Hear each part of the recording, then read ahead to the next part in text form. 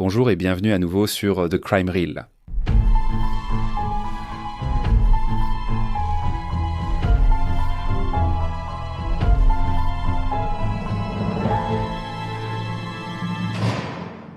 L'affaire d'aujourd'hui diffère de nos récits habituels, car elle reste sans résolution et l'issue demeure incertaine. Désolé de paraître un peu autoritaire, mais puis-je vous suggérer de regarder l'affaire d'aujourd'hui sans aucune autre distraction, car il y a vraiment beaucoup de choses à assimiler. Aussi, veuillez vous abonner car il y aura des mises à jour sur cette affaire en cours et de cette façon, vous les verrez. Donc, l'affaire a récemment été jugée à la Cour supérieure de Norfolk à Dedham, dans le Massachusetts, et s'est terminée par un procès nul en raison d'un jury dans l'impasse. Le bureau du procureur du comté de Norfolk, convaincu d'avoir trouvé le coupable, a déclaré qu'il demanderait un nouveau procès. Bien que l'affaire fasse l'objet d'une grande attention médiatique, tant dans le Massachusetts qu'à travers les États-Unis, elle est moins connue dans d'autres parties du monde. Donc, comme toujours, je vais essayer de présenter les faits que j'ai recherchés de la manière la plus impartiale possible, afin de refléter les informations qui ont été présentées à la fois par l'accusation et par les équipes de la défense. Je serai ensuite très intéressé d'entendre vos avis et opinions sur ce que vous pensez qu'il s'est réellement passé dans cette affaire dans la section des commentaires ci-dessous. Alors, commençons aujourd'hui par un résumé des événements des 28 et 29 janvier 2022. Avant de passer à l'examen des informations présentées par ceux qui pensent que forcément pensent que la prévenue est coupable, et des contre-arguments de ceux qui plaident en sa faveur. Le vendredi 28 janvier 2022, un groupe d'amis est sorti boire un verre au bar C.F. McCarthy, à Canton, ville d'environ 24 000 habitants à une trentaine de kilomètres au sud de Boston dans le Massachusetts. Ce groupe comprenait, entre autres, Karen Reeden, âgée de 41 ans, son petit ami John O'Keefe, un policier de Boston de 46 ans, un autre policier Brian Albert et la belle-sœur de Brian, Jennifer McCabe. Le groupe a quitté le bar McCarthy vers 23h ce soir-là et s'est dirigé de l'autre côté de la rue vers le Waterfall Bar and Grill. Ils sont restés là pendant environ 1 heure avant que beaucoup d'entre eux ne se rendent chez Brian sur Fairview Road, à moins de 2 miles de là, pour continuer la fête. C'était le 23e anniversaire du fils de Brian le 29 et le groupe prévoyait de se joindre à lui pour des célébrations aux premières heures. Le temps cette nuit-là était épouvantable. La Nouvelle-Angleterre subissait une grosse tempête avec de fortes chutes de neige et des conditions dignes d'un blizzard. Canton était recouverte d'une couche de plus de 50 cm de neige avec des températures descendant jusqu'à -11 degrés Celsius. Karen et John se sont rendus chez Brian dans le Lexus véhicule utilitaire sport noir de Karen. Karen conduisait malgré le fait qu'elle avait consommé une quantité importante d'alcool ce soir-là. Elle ne voulait pas assister à la fête parce qu'elle avait des problèmes d'estomac, alors elle s'est garée devant la maison de Brian pour déposer John, avant de rentrer chez elle. Vers 5h du matin, le 29 janvier, Karen a commencé à s'inquiéter que John ne soit pas rentré à la maison. Karen a appelé Jennifer, qui avait été avec eux la veille au soir, pour savoir si Jennifer savait où se trouvait John. Elle ne le savait pas. Une autre amie, Kerry Roberts, a pris Karen et Jennifer pour aller chercher John. Lorsqu'ils sont revenus chez Brian vers 6h du matin, ils ont trouvé John allongé sur le dos, inconscient, dans la neige devant la maison de Brian. Paniquée, Karen s'est allongée sur son corps pour essayer de le réchauffer. Elle a tenté de lui faire un massage cardiaque. John a été transporté d'urgence à l'hôpital du Bon Samaritain, où il a été déclaré mort à 7h59 du matin. John travaillait au sein du département de police de Boston depuis 16 ans, et sa mort a été un véritable choc pour ceux qui le connaissaient. Le surintendant en chef de la police, Gregory Long, a publié une déclaration à ce sujet. John était bienveillant, dévoué à sa famille et manquera beaucoup à ses collègues et à tous ceux qui ont eu la chance de le rencontrer. Nous sommes bouleversés et attristés et nous offrons tout le soutien possible à la famille de John. La famille de John a également publié une déclaration par l'intermédiaire du département de police de Boston qui se lit comme suit. John n'était pas seulement un policier dévoué, il était aussi un gardien exemplaire, un fils, un frère, un oncle et un ami. Lorsque la sœur de John est décédée, puis que son mari est également décédé. Peu de temps après, John a saisi l'occasion d'élever sa nièce et son neveu bien-aimé et de construire un foyer et une vie autour de leurs besoins. C'est déchirant pour nous de devoir soudainement parler de lui au passé. Une autopsie a été réalisée le 31 janvier 2022 qui a conclu que la cause du décès de John était l'hypothermie et des blessures par choc contondant à la tête. Il était évident qu'il était resté dans le froid pendant une période significative avant d'être retrouvé et transporté à l'hôpital. On ne savait pas exactement comment John s'était retrouvé dans la neige avec un traumatisme à la tête et une enquête a été ouverte le 1er février 2022. La petite amie de John, Karen Reed, a été arrêtée et inculpée d'homicide involontaire, d'homicide par véhicule à moteur et de délit de fuite après un accident de la route ayant entraîné la mort. Elle a été emmenée au poste de Blue Hills pour être prise en charge et a comparu devant le tribunal le lendemain où elle a plaidé non coupable des accusations portées contre elle. 4 mois plus tard, le 9 juin 2022, Karen a été de nouveau inculpée par un grand jury du comté de Norfolk. L'accusation était un meurtre au second degré. Si elle était reconnue coupable de cela, elle pourrait encourir une peine maximale de réclusion à perpétuité selon la loi du Massachusetts. Karen, qui était analyste financière dans une société financière et professeure de finance à temps partiel à l'université Bentley à Waltham, a été libérée sous caution de 50 000 $ en espèces. L'accusation et la défense ont commencé à préparer le procès en travaillant sur 2 descriptions très différentes du même événement. L'accusation pensait que la relation entre John et Karen était en lambeaux, et qu'après être arrivée chez Brian ce soir-là, elle a fait un demi-tour en 3 temps, a percuté John avec sa voiture et l'a laissé mourir de froid dans la neige.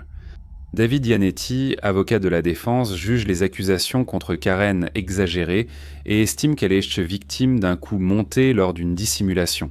Selon eux, cela implique Brian Albert, un ex-policier de Boston à la retraite, propriétaire de la maison où le corps de John a été trouvé. Les enquêteurs participent au complot pour piéger Karen.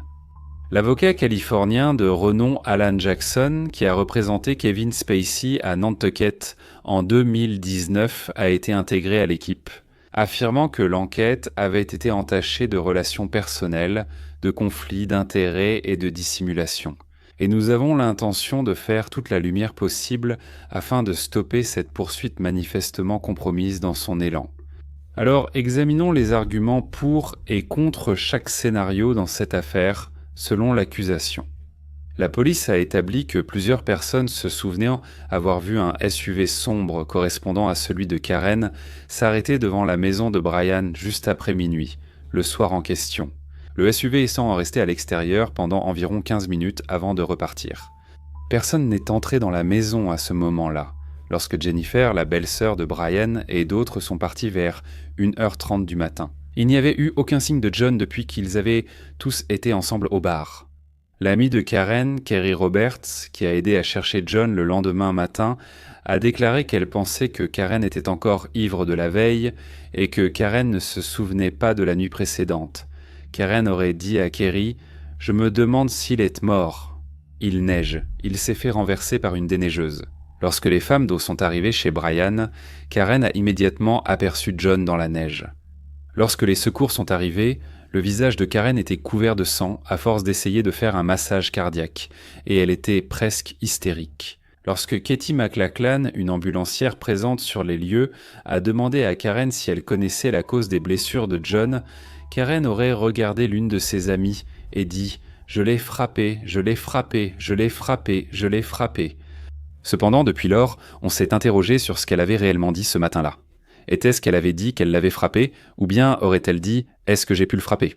Certains se rappellent l'avoir entendu demander « Est-ce mon petit ami? Est-il mort? Ou tout est de ma faute? C'est moi qui ai fait ça. » La défense soutiendra plus tard que l'histoire de Katie avait changé avec le temps et tentera de relier cela à ses liens avec des membres de la famille de Brian. On lui a demandé à quel point elle connaissait la fille de Brian, Kathleen Albert.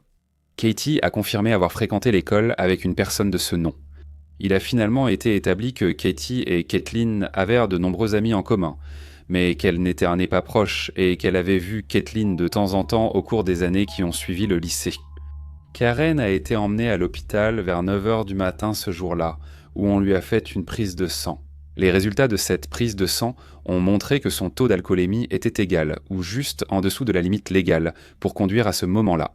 Cela indiquait qu'il aurait été nettement plus élevé lorsqu'elle conduisait la veille au soir. Une enquête plus approfondie a conclu qu'elle avait consommé au moins 9 vodkas avec soda la veille au soir. Cependant, le barman déclarera plus tard que personne dans le groupe ne semblait excessivement ivre.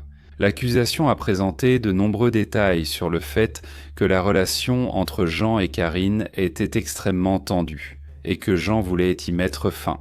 Le couple s'était retrouvé pendant la pandémie et était ensemble depuis environ 2 ans, au moment de la mort de Jean. Jean comptait sur Karine pour l'aider à s'occuper de sa nièce et de son neveu, qu'il élevait, après la mort de sa sœur et de son mari, ce qui aurait apparemment provoqué des tensions entre eux. La nièce et le neveu ont déclaré aux enquêteurs que Karine et Jean se disputaient fréquemment, environ 2 à 3 fois par semaine, et que lors d'une récente dispute à propos des courses, Jean avait dit qu'il avait besoin d'une pause par rapport à Karine. La nièce de Jean a également déclaré que la semaine précédant sa mort, Jean avait dit à Karine que leur relation n'était pas saine et qu'elle avait fait son temps. Des preuves ont également été présentées concernant un message vocal retrouvé sur le téléphone de Jean dans lequel Karine avait crié « Jean, je te déteste, putain ». Elle l'a traité de pervers et l'a accusé de la tromper environ 1 mois avant sa mort. Jean et Karine, accompagnés de sa nièce et de son neveu, ont rejoint des amis pour un voyage à Aruba. Durant ce voyage, Karine aurait accusé Jean d'avoir embrassé une autre personne. Ils s'étaient disputé pendant environ 20 minutes dans la chambre d'hôtel devant les enfants. La défense, cependant, a affirmé que la nuit de la mort de Jean, il ne semblait pas y avoir de problème entre le couple.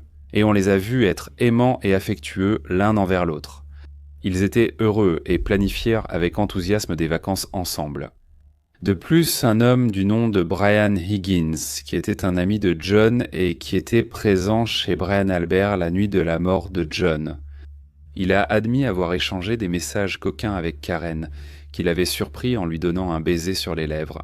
Environ 2 semaines plus tôt, lorsque Brian Higgins avait demandé à Karen si elle était heureuse dans sa relation avec John, Karen lui aurait dit que John l'avait trompée pendant le voyage à Aruba. Lorsqu'il a été interrogé à ce sujet par la défense, Brian Higgins a admis qu'il avait détruit son téléphone pour des raisons sans rapport quelques mois après que Karen a été accusée du meurtre de John.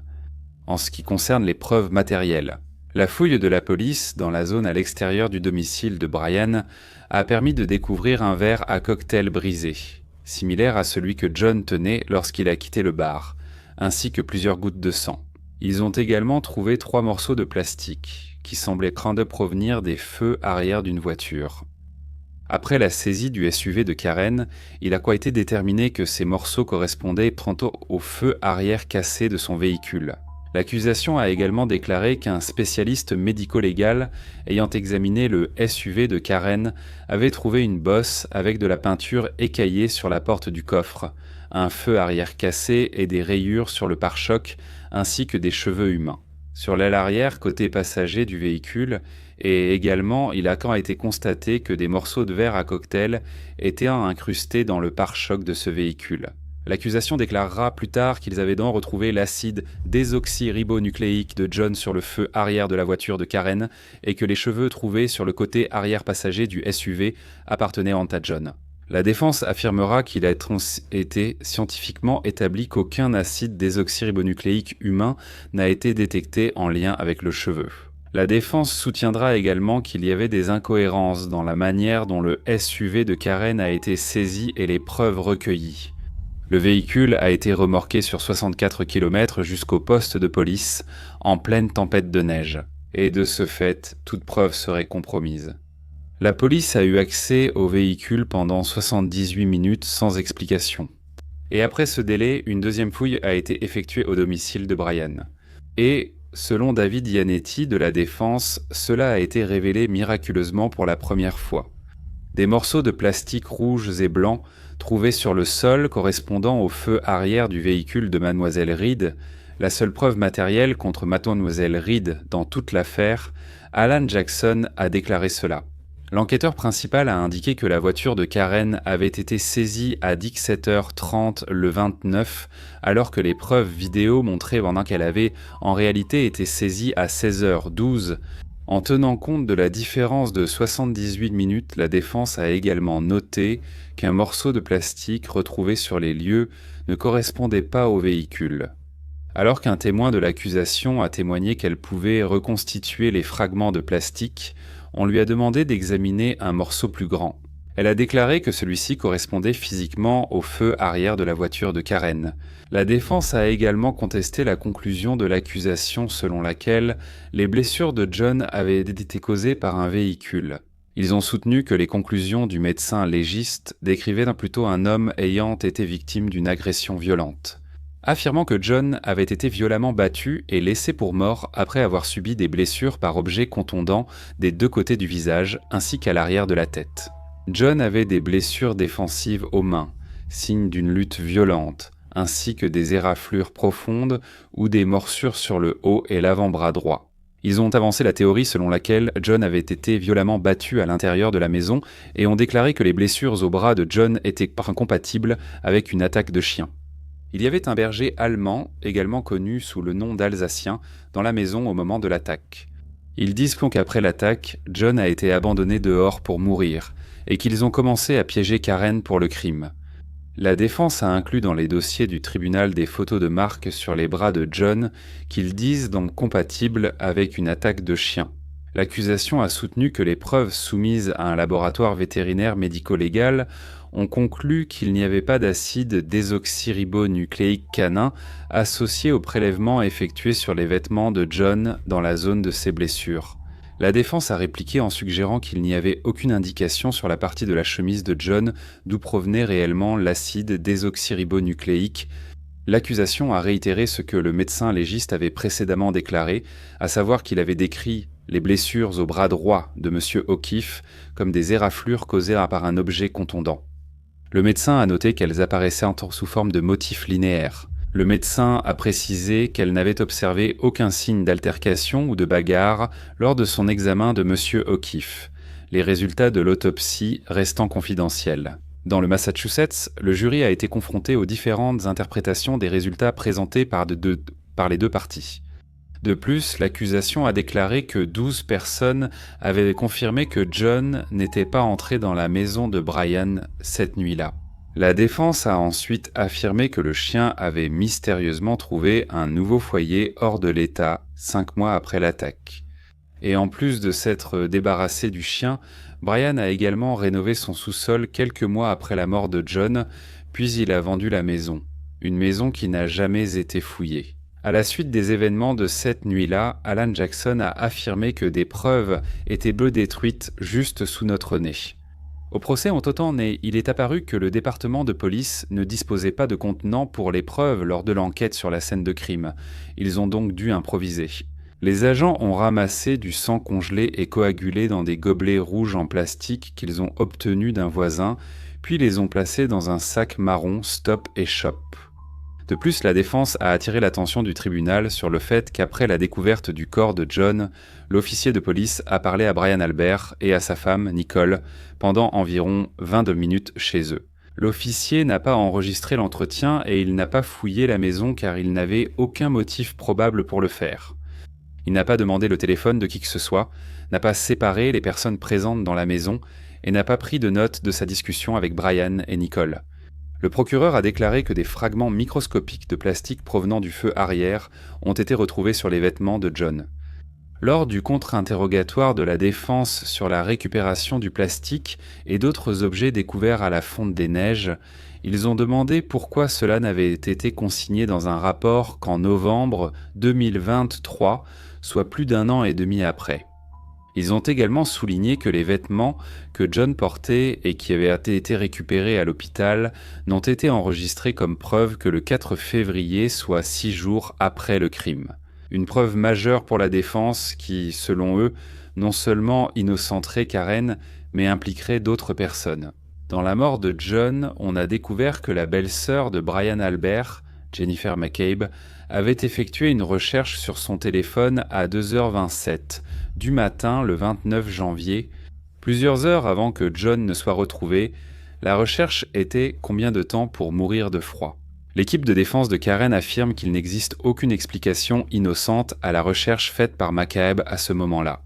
Cette preuve innocente Karen sans équivoque, car elle établit cela. Les personnes présentes à la maison de Fairview Road cette nuit-là savaient que John mourait dans la neige avant même que Karen n'apprenne sa disparition. Des experts de la défense ont aussi découvert que la recherche Google avait été supprimée volontairement du téléphone de Jennifer, ainsi que les communications entre Jennifer, Brian Albert et la femme de Brian, Nicole. La défense a affirmé que l'accusation avait retenu cette preuve pendant plus d'1 an, déclarant qu'il est impensable que l'accusation ait eu le téléphone portable de McCabe en sa possession pendant plus d'1 an. Faire une analyse médico-légale de ce téléphone et ensuite ne pas transmettre cette preuve à des charges. Mais c'est exactement ce qui s'est passé. Ça te fait te demander ce que d'autre l'accusation n'a pas transmis à la défense. Nous ne nous reposerons pas tant que nous n'aurons pas découvert toutes les preuves qui établiront que la poursuite contre Karen était une erreur judiciaire depuis le début. Bien qu'à première vue cela semble accablant pour le dossier de l'accusation a expliqué que la recherche avait en réalité été effectuée à la demande de Karen lorsque John avait été retrouvé dans la neige. L'horodatage de 2h27 pour la recherche n'était pas exact en raison de la manière dont les données du téléphone sont enregistrées dans la base de données du téléphone. Ils ont poursuivi en disant qu'à 2h27 du matin. Jennifer avait cherché l'équipe de basket de sa fille sur Google, puis, quelques heures plus tard, elle a utilisé le même onglet pour rechercher des informations sur l'hypothermie. Par conséquent, l'affirmation de la défense selon laquelle cela disculpait sans équivoque Karen devient redondante. La défense allèguera que le principal enquêteur de la police d'État, Michael Proctor, avait un conflit d'intérêts, car Michael est un ami proche de Brian Albert, le propriétaire de la maison où le corps de John a été retrouvé, et que les familles élargies de Michael Proctor et de Brian Albert se connaissaient et avaient assisté à des événements tels que des mariages familiaux. Au procès, Michael a été longuement interrogé sur des messages textes désobligeants envoyés au sujet de Karen durant l'enquête et a dû les lire à voix haute, y compris un message dans lequel il disait espérer que Karen se suiciderait, et aussi qu'il avait plaisanté en disant qu'il examinait le contenu de son téléphone mais qu'il n'avait pas encore trouvé de photos nues. Le département de la police d'État du Massachusetts a annoncé que Michael Proctor, qui avait fait l'objet d'une enquête interne pour une possible violation du règlement du département, en raison d'allégations selon lesquelles il n'aurait pas été honnête au sujet de ses relations avec des personnes qu'il avait identifiées comme témoins dans l'affaire, il a été relevé de ses fonctions peu après la fin du procès et suspendu sans solde par la suite. La défense a déposé une requête pour que la juge Beverly Cannoni soit retirée de l'affaire, affirmant qu'elle connaissait personnellement des personnes impliquées dans l'affaire. La juge a refusé, déclarant que la demande de récusation n'était pas crédible et que les 4 points soulevés dans la requête du prévenu étaient sans fondement.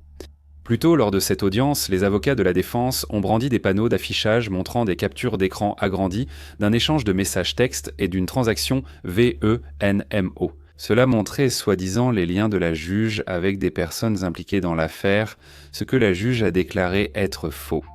Alan Jackson a déclaré que le procureur du district, Michael Morrissey, avait publiquement affirmé que toute suggestion d'une relation préexistante entre les Proctor et les McCabe ou entre les Proctor et les Albert est fausse. Mais l'équipe juridique de Karen a présenté des photographies démontrant ce qu'il considère comme une preuve irréfutable d'une relation personnelle entre Michael Proctor et les témoins, y compris une photo de 2012 montrant Michael dans une fête de mariage avec le neveu de 10 ans d'Albert Proctor à l'époque, ainsi qu'une photo de la voiture de Jennifer McCabe devant la maison des Proctor. Dans la nuit du 25 septembre 2022 pour une réunion officieuse, l'accusation a affirmé que leurs familles n'ont qu'un lien lointain. Les procureurs fédéraux et le bureau du FBI de Boston avaient pris la mesure extraordinaire de mener une enquête sur la poursuite de Karen, alors qu'elle était en cours. La défense allait ensuite affirmer que des experts en reconstitution d'accidents, engagés par les autorités fédérales, avaient déterminé que les blessures de John n'étaient pas compatibles avec un choc par un véhicule. Ils ont déclaré que ces informations figuraient dès que dans les milliers de pages que le bureau du procureur américain par intérim Joshua S. Levy avait fourni Matachani à la défense et à l'accusation. Cependant, l'accusation affirmerait que les documents fédéraux sont en grande partie cohérents avec la théorie de l'accusation dans cette affaire. Aucune suggestion d'un tiers coupable, de dissimulation de preuves, ni de la part des 12 témoins civils des témoignages reçus ou des transcriptions au tribunal. Tous ont confirmé que M. O'Keefe n'est jamais entré dans la maison de Canton. Il n'y a pas eu de bagarre, il n'y a eu aucun témoin oculaire des circonstances qui ont conduit à la mort de M. O'Keefe. Alors que l'accusation reconnaît et que la défense affirme avoir prouvé des liens entre les témoins à des degrés divers. Il faut prendre en compte que beaucoup des personnes impliquées dans cette affaire ont grandi à Canton et ne sont jamais parties. Certaines amitiés d'école subsistent, d'autres se sont créées grâce aux enfants. Parmi les parties impliquées, la défense a affirmé que Brian Higgins, qui avait échangé des messages coquins avec Karen, et Colin Albert, le neveu de 20 ans de Brian Albert, étaient en des suspects alternatifs qui auraient pu participer à ce qu'ils considèrent comme l'agression contre John. Colin a déclaré qu'il était à la maison ce soir-là, mais qu'il était parti vers 00h10 et n'avait pas vu John. La défense l'a présenté comme impulsif et agressif et a suggéré que ses parents n'étaient pas honnêtes lorsqu'ils ont précisé l'heure à laquelle leur fils était rentré à la maison ce matin-là.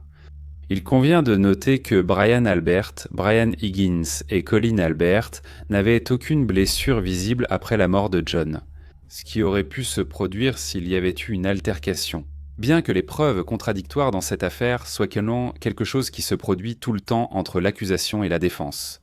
La dissimulation, les accusations et la division de l'opinion qui ont transformé l'affaire en cirque médiatique, ce n'est vraiment pas courant. L'affaire a divisé la ville de Canton. Les habitants de cette communauté divisée ont voté à 903 contre 800 en faveur d'un audit du service de police de Canton à propos de l'affaire. La chef de la police, Elena Rafferty, a accueilli favorablement l'examen externe, affirmant que cela mettra fin aux spéculations folles concernant la gestion de l'enquête par le service. La réunion a approuvé une somme de 200 000 pour engager un cabinet de conseil indépendant, alors que de plus en plus de rumeurs sur une dissimulation de la police étaient rendues publiques.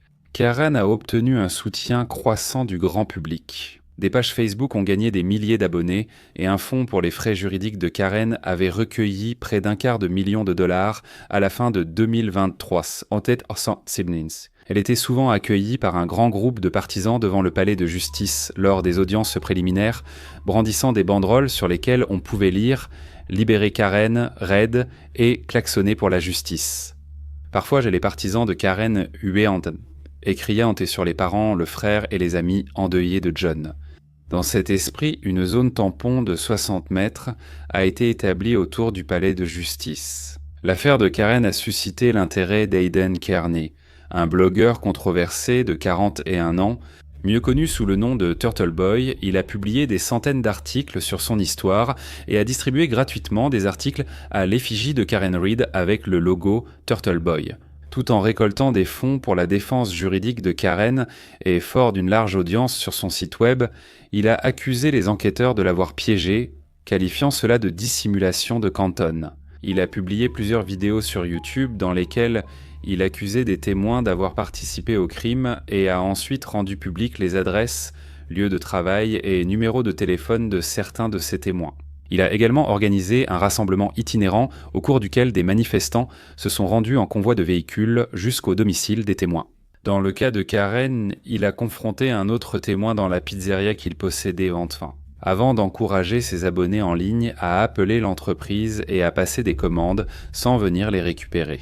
Aiden a également accédé illégalement aux informations sur les véhicules des témoins avec l'aide d'un opérateur civil de la police à plusieurs reprises, sur son site web. Il a dit qu'il espérait que ces reportages influenceraient le jury, ajoutant qu'il avait mis toute sa réputation en jeu sur l'innocence de Karen. En octobre 2023, il a été arrêté pour des accusations d'intimidation de témoins et de complot. Il a plaidé non coupable et a été libéré sur parole, avec l'ordre de rester à l'équerre des témoins. Des témoins. même s'il avait l'ordre de rester à l'écart. Il était autorisé à assister aux audiences pour dicter ses semences pour continuer croire à couvrir l'affaire, ayant un intérêt journalistique à la rapporter. Lorsque d'autres chefs d'accusation ont été ajoutés en décembre et que la liberté sous caution d'Hayden a été révoquée, son avocat a affirmé que les autorités essayaient de lui faire porter le chapeau. Et nous savons tous pourquoi ils essaient de lui faire porter le chapeau. C'est parce qu'il fait réellement des progrès dans cette enquête. Plus tard, une déclaration sous serment de la police d'État du Massachusetts a allégué que Karen avait transmis des informations à Hayden lors de 189 appels téléphoniques, totalisant plus de 40 heures sur une période de 7 mois. Ces informations comprenaient des détails personnels sur les témoins de l'affaire, des photos d'autopsie, des photos de la scène de crime, des images de sa voiture, ainsi que l'appel au 911 passé lorsque le corps de John a été découvert. Cela pourrait conduire Karen ainsi qu'Hayden à faire face à des accusations d'intimidation de témoins alors que la préparation du procès continuait de se dérouler à la fois dans les médias traditionnels et sur les réseaux sociaux. Karen est apparue de nouveau dans un épisode de Dateline, affirmant qu'elle était innocente et qu'elle avait été piégée. De plus, lorsqu'on lui a demandé sur les marches du tribunal si elle affirmait ne pas avoir commis le crime, Karen a répondu « Nous savons qui l'a fait, nous savons. Et nous savons qui a mené cette dissimulation, vous le savez tous. » Peu de temps après, le procureur du comté de Norfolk, Michel Morrissey, a pris la mesure extrêmement inhabituelle de faire une déclaration vidéo devant le tribunal. Il a condamné le harcèlement des témoins comme étant sans fondement et a contesté de nombreuses affirmations de la défense, déclarant que les insinuations ne sont pas des preuves. Les mensonges ne sont pas des preuves. Ces personnes ne font pas partie d'un complot et n'ont participé à aucune dissimulation. Les accuser de meurtre est scandaleux. Les harceler et les intimider sur la base de récits et d'accusations mensongers est inacceptable. Ce sont des témoins qui font ce que notre système judiciaire leur demande. Les partisans de John portaient des badges jaunes indiquant « Justice pour John », tandis que les partisans de Karen, après s'être vus interdire de porter des t-shirts « Libérez Karen Read », ont adopté la couleur rose pour montrer leur soutien. La sélection du jury a commencé le 16 avril 2024, avec les difficultés évidentes de trouver des personnes qui n'avaient pas d'opinion sur l'affaire. Et le procès a commencé le 29 avril. L'accusation a appelé près de 70 témoins, tandis que la défense n'en a appelé que 3. Karen n'a pas témoigné à la barre. Les plaidoiries finales ont eu lieu le 25 juin 2024 et le jury a commencé ses délibérations 3 jours plus tard. Les 6 femmes et les 6 hommes du jury ont envoyé une note au juge disant qu'ils étaient dans une impasse. Le juge leur a ordonné de poursuivre les délibérations. Le 1er juillet, le jury a envoyé une nouvelle note au juge indiquant qu'il était profondément divisé et qu'il restait dans une impasse. Le juge a alors déclaré un procès nul en raison d'un jury sans issue. Depuis la fin du procès, il a été rapporté que les jurés avaient unanimement conclu que Karen n'était pas coupable de meurtre ni d'avoir quitté les lieux de l'accident mortel. Mais ils étaient dans l'impasse sur l'accusation d'homicide involontaire. Avant qu'un procès nul ne soit déclaré, la défense a affirmé que l'annulation du procès avait été annoncée sans interroger les jurés sur chacune des accusations. Elle voulait prouver que le Massachusetts ne peut pas rejuger Karen pour meurtre à cause de la double incrimination, au cœur d'une affaire judiciaire très médiatisée marquée par des accusations de dissimulation policière. Il est facile d'oublier cela. Au cœur de cette affaire se trouvait la mort d'un homme de 46 ans qui, selon ceux qui le connaissaient, était décrit comme l'un des meilleurs. La sœur de John, Kristen, est décédée d'une forme agressive de cancer du cerveau en 2013 et 8 mois plus tard. Son mari, Steven, est mort subitement d'une crise cardiaque. Kristen et Steven avaient 2 enfants, Kayleigh, 6 ans, et Patrick, 3 ans. John a pris la responsabilité d'élever les enfants comme les siens et leur a offert un foyer stable et aimant après que leur monde se soit effondré. Il menait une vie de célibataire à Dorchester, mais il a déménagé à Canton, a adapté son mode de vie et son emploi du temps pour s'occuper des enfants. Le frère de John, Paul, est convaincu que Karen est responsable de la mort de John. Et il pensait que le fait qu'elle assume les conséquences de cela apporterait une forme de justice à leur famille qui a tant souffert de tragédie. La famille de John dit que sa mort a été éclipsée par l'atmosphère de cirque du procès de Karen, et il semblerait que le drame dans cette affaire ne montre aucun signe d'apaisement pour le moment, et la situation semble évoluer au quotidien. Je publierai bientôt une vidéo de mise à jour et la relierai à celle-ci. Comme je l'ai dit au début de cette vidéo, je serais ravi de connaître vos avis sur cette affaire dans la section des commentaires ci-dessous. Abonnez-vous et cliquez sur j'aime, c'est la fin de l'histoire d'aujourd'hui. Pas de post-scriptum ni de message sur les petits délits aujourd'hui, merci d'avoir écouté The Crime Reel. Prenez soin de vous, au revoir.